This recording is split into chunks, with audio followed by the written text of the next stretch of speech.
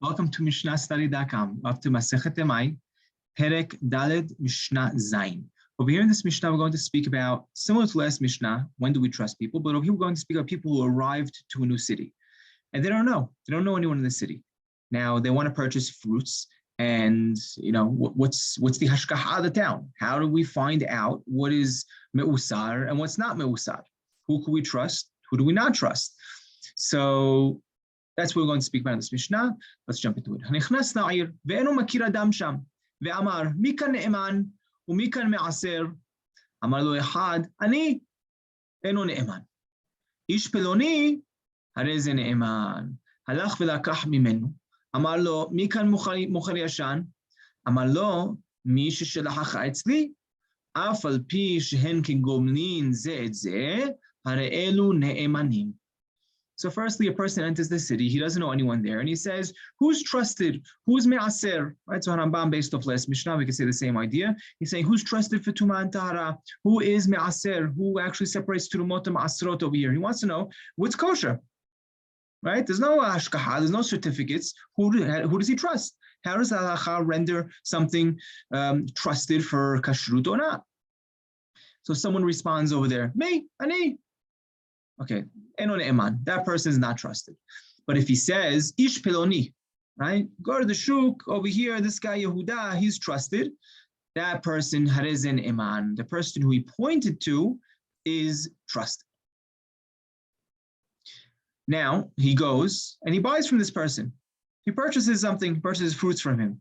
Now he asks, mikan mocher yashan, who over here sells yashan, sells older, something over Rambam over here says, who sells older wine, right? He wants to know who's selling, a better wine, right? Other people explain, Mefashim explain this as yashan as opposed to yashan and hadash with wheat, right? So he wants to know who's selling something, more kosher.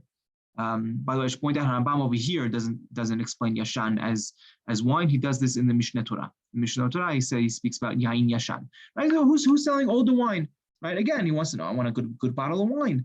And the person responds, who's the guy in there, who we just bought from? Because the person who sent you here, he actually has some really good produce, right? So now it seems like they're in cahoots. They're all here to benefit each other. Even though it seems like they're gomel zeh, right? They're helping each other out. Even so, they are ne'eman. They're both trusted. He's allowed to buy from each one, and he trusts that it's me'usar. He trusts that it's kosher. He trusts them for everything. And Rambam over here explains why. What's the reason for this? So he says, because we have a principle that a person doesn't sin if it's not for himself. If there's no personal gain, there's no reason to suspect him that he's trying to swindle you. So therefore, right? He's not going to send him to someone that's not ne'eman, right? Because he has no benefit, he has no personal gain from it. And then Rambam gives another reason, and he says, and all this is in order to be mekel on the person, to make it easy for the person who is a stranger, he's a foreigner in a new city that he doesn't know anyone, right? So seemingly, Rambam brings two reasons. Most Mefarshim only bring the second reason. And the question over here is, why does Rambam bring two reasons?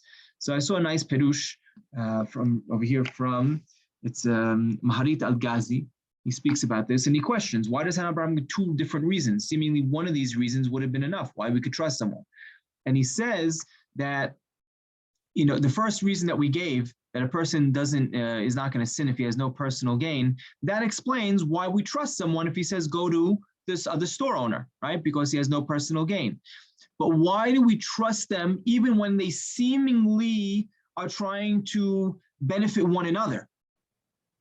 Over here, that first reason wouldn't be enough. Because over here, there is some type of personal gain. There is reason to suspect them. And that's why Rambam brings the second reason of, because he is a foreigner in a city, Hachamim were mekel, so he could get around. And even if they seem to be helping each other out, even so, we're allowed to trust them because of the second reason.